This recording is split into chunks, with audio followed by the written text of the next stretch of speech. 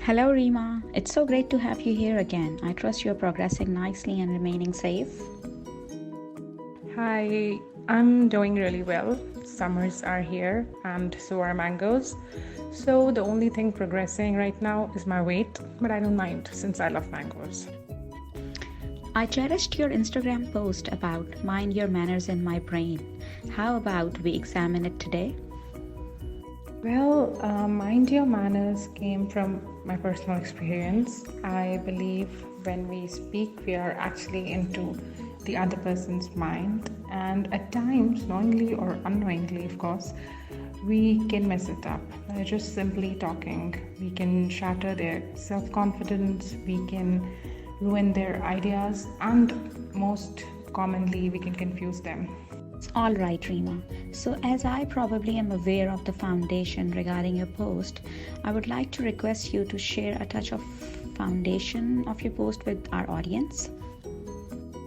I understood how impressionable opinions or statements are when I was diagnosed with depression in my postpartum period, and my nosophobia was acting up.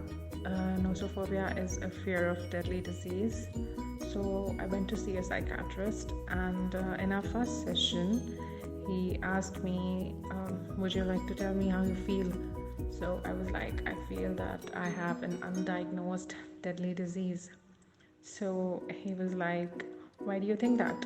I said that I feel the symptoms. So he asked me that, are you qualified to know what the symptoms mean? I said no. So he was like, don't ever take advice from anyone who isn't qualified to give, even if it's your own self. I truly acknowledge how you talk pretty much this openly. It takes a great deal of fearlessness, my dear. How did the expert assistance advantage you, and do you think it's a difficulty in our society that individuals brush such issues under the carpet and make an effort not to discuss them? Well, I don't want to stigmatize it by saying that it's something big or something that is hard to speak about, because I feel that just like my body can catch a flu, my brain can get sick as well. So I never took it as something that I was ashamed of or something that I didn't want to counter. I just didn't understood it that well.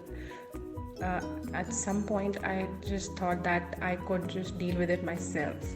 What was that second when you really understood this is escaping hands and I need proficient assistance? Okay, so let me tell you that I have a fear of diseases. It's been there since quite some time now, and in my postpartum period, it just amplified because, of course, I had a small baby and I couldn't sleep that well. My body was weak. So everything just added up to it, and I started hallucinating.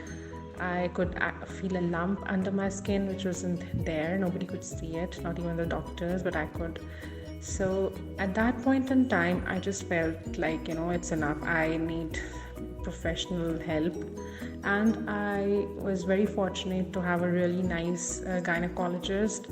She was really kind through all this time, and she was the one who pointed it out that, what, I feel that you should see a doctor now.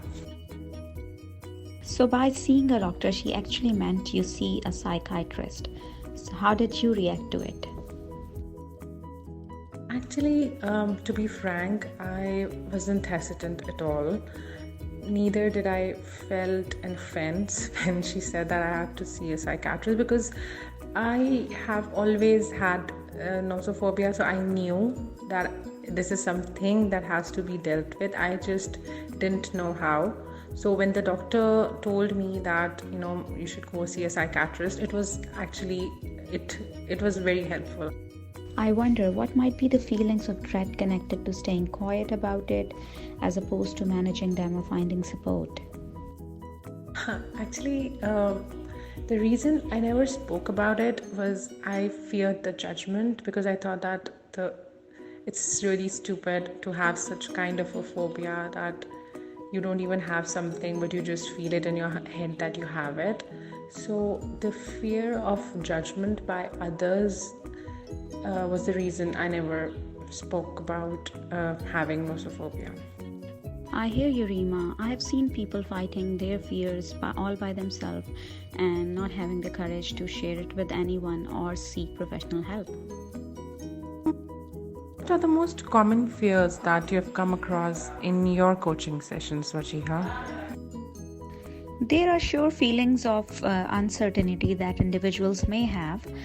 For example, fear of dismissal, fear of disappointment, fear of losing an employment, fear of vulnerability, especially during these situations when COVID-19 has made turmoil all over the world.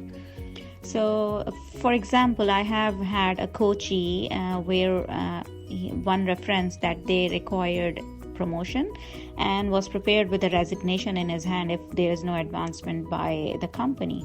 I needed to coach them to manage the circumstance nimbly and to be aware of the circumstances these days as individuals are losing positions and are not having work security. So it will be good to be mindful about it.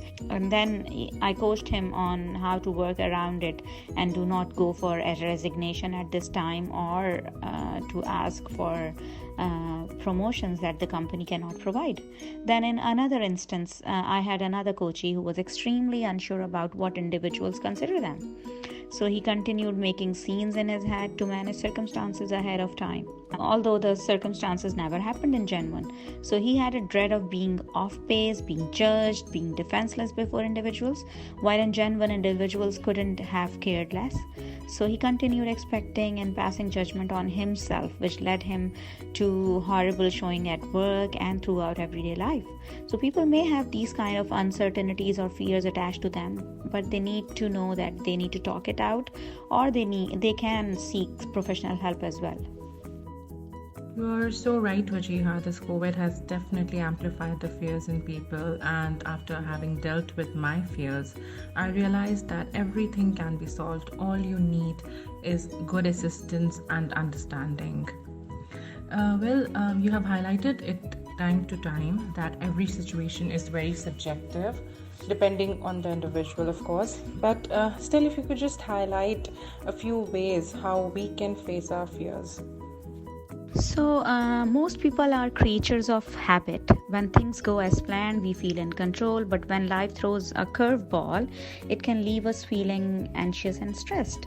So, research shows that people react differently to uncertainty, and that those with a higher intolerance for uncertainty may be less resilient and more prone to low mood, negativity, or down feelings and anxiety. So to handle everything around us, it's very important that first of all, we be kind to ourselves. So be kind to yourself, set limited and realistic expectations from yourself and go step by step. Don't be too hard on yourself, then you might be stressed and uncertain about the future. Secondly, you reflect on past successes. So that's where you get your confidence, your motivation, and your high self-esteem. So reflect on your past successes. How did you succeed at that time? What motivated you? What was the best thing that you did at that time? How did you plan and all that? And thirdly, develop new skills. So whenever you are in a situation where you think, okay, I need to work more or I need to learn new skills to deal with the challenges, you need to develop new skills, and then you will be better able to cope with that stress. Especially in these situations, limit your exposure to news. When you're watching news, not all news is correct. So just limit your exposure to news. Then avoid dwelling on things you cannot control. So you can't control everything around you. So have peace with that thing. Then take your own advice. That's very, very important. Take your own advice. You are your best friend. So you can advise yourself what's good for you, what's not good for you, and take your advice as a friend. So be your own friend. Engage yourself in self-care. Take care of yourself. Push yourself in some healthy routines. Work out. Get enough sleep. And try and put less stress on your brain.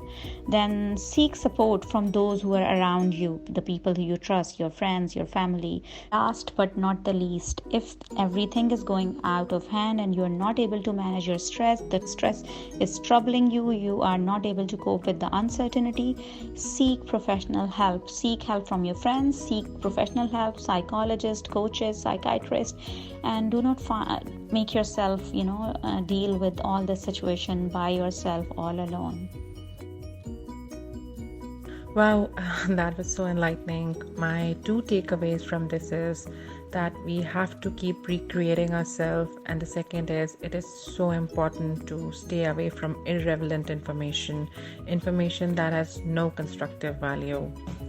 Well, with this, we conclude our today's episode. I think before we say a goodbye, our audience will still be interested in knowing what's your conclusion from your professional help that you received from a psychiatrist, and how did it help? Do you feel any difference?